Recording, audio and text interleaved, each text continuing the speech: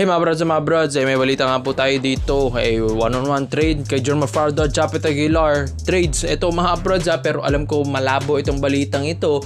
Pero mga brods, ito ay gusto ngang magawa ng dalawang kupunan na ito mga kabrods. Pero ito ay pinaplano pa lang ng 50%. Pero ito pong si John Fajardo parang too much na ito. Kung ito ay mapupunta sa Barangay Ginebra, San Miguel, alam naman natin si John Mar, isa pong 6-time MVP at siya lang isa sa mga nakagawa niyan dito sa PBA mga brods.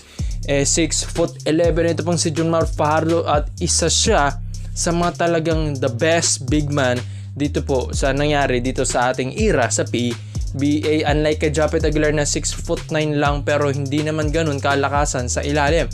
Ito pong si John Mar, siya rin kasi ang isa sa mga dahilan kung bakit nagkakakampiyon. Ito pong SMB ng ilang beses na rin mga kabrods.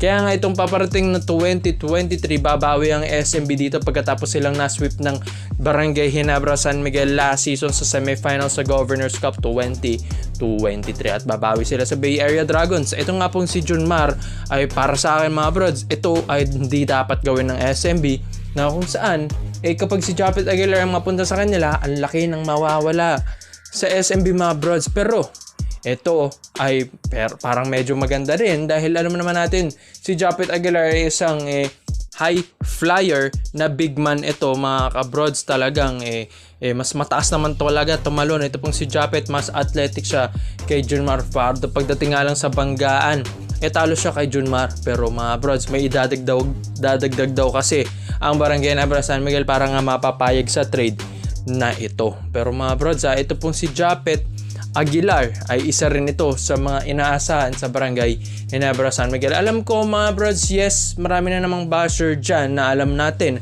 na hindi nga mangyayari talaga ang trade na ito. Dahil syempre, lopsided ang mga trades na ganito mga brods. Pero ito ang isa sa mga kinaaba-abangan na blockbuster trade once na may idadagdag ang Barangay Ginebra San Miguel dito ng isa sa mga first 5 nila, or it's either Jamie Malonzo or Stanley Pringle kapalit ni John Mar Fajardo sa SMB.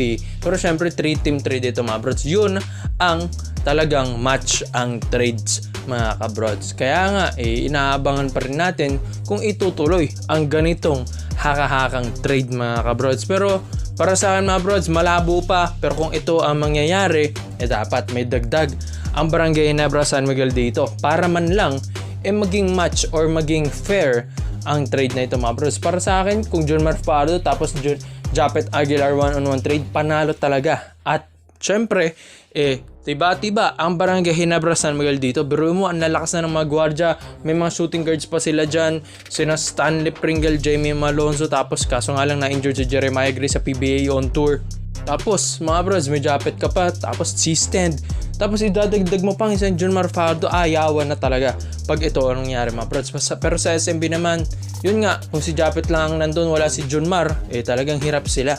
Kaya pansin nyo, kapag wala si John Mar Fajardo, laging natatalong SMB. Ikaw mga brods, sa tingin nyo ba, papayag ba kayo sa ganitong trade? Or yung trade na John Mar Fajardo to Ginebra, tapos sa SMB, Japet Aguilar and Stanley Pringle or Jamie Malonzo? Komento mo lang ang opinion mo dyan mga brods. At isa-isayin natin yan. So speaking of PBA Rookie Draft 2023 ngayong September 17 mga brods, ito pong si AJ Benson sa mga nag-declare na rin na magpapadraft ito sa PBA. So may mga news na rin tayo, mga reports na trusted source na ito pong si Benson ay syempre isa rin ito sa mga nagpasa na ng mga papeles niya dito po sa PBA rookie applicants.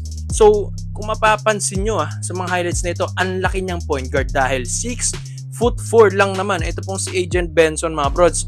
Ang laki niya, oversized siya sa mga height dito sa PBA, mga point guards na dito sa PBA, mga 6'1", 6'2". Pero ang laki nito ni Benson mga brods, 6'4". Sa kanyang ayon sa mga research natin, 6'5" yung mga ibang mga nasa Facebook post, pero 6'4" talaga ang kanyang listed height sa NCAA dahil former College of St. Benilde player din naman ito pong si AJ Benson. Diyan siya nakilala sa NCAA, ito pong Phil-Am na ito.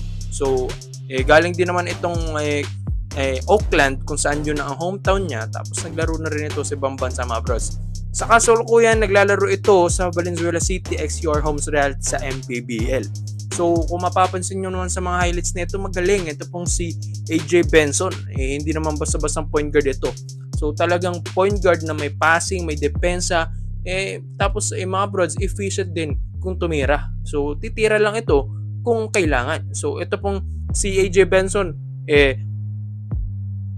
galing na rin ito ng San Juan Knights sa MPBL. So marami naman itong experience na bago magpa-draft ito sa PBA, kung saan hinog na ito pong manlalaro na ito. So maraming mga teams mga brods ang nag-aabang dito kay AJ Benson. So isa na ito pong Barangay Nebra San Miguel, dahil kilala naman natin ito pong si Coach Tim Cone, gustong gusto nito ng malalaking point guards. Hindi lang point guards kung saan may shooting, may depensa at may hustle at may puso, katulad na ito po ni AJ Benson.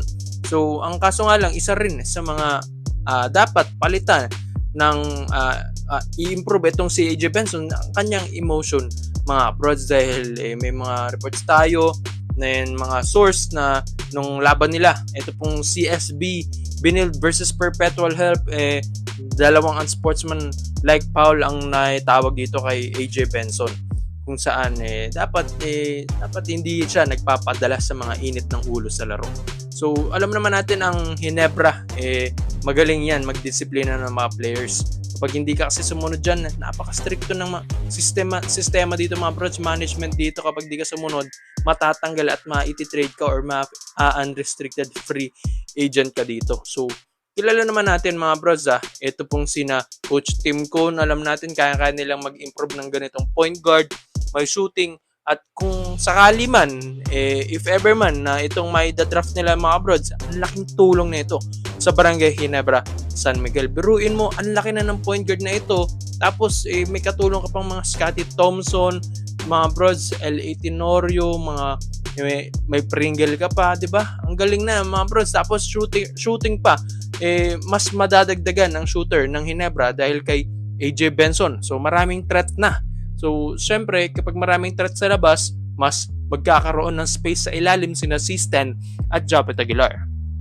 Pero ikaw mga broads, alam naman natin, ito pong mga Barangay Nebra fans, mas gusto nila mga Phil-Am, mga athletic, pero syempre may mga limit din tayo sa Phil-Am sa lineup sa PBA. So, ikaw mga broads, sa tingin nyo ba, ito pong 6'4" na point guard na ito, ay dapat bang ma-draft ito ng Barangay Nebra San Miguel?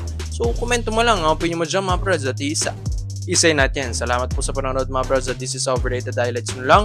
I'm out.